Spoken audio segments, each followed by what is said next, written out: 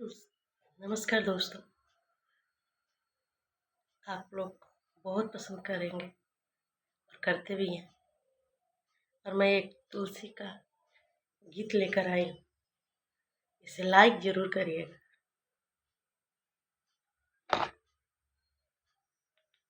सोने के काला सावा में तुलसी लगवली रामा। सोने के काला सावा में तुलसी लगवली रामा। तुलसी बहाने राम जी आई लाया धनवा रामा।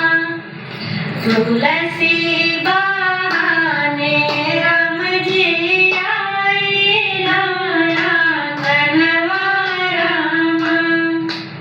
अपने तुलसी जी के सिंदूरा लगवली रामा। अपने तुलसी जी के सिंदूरा लगवली रामा।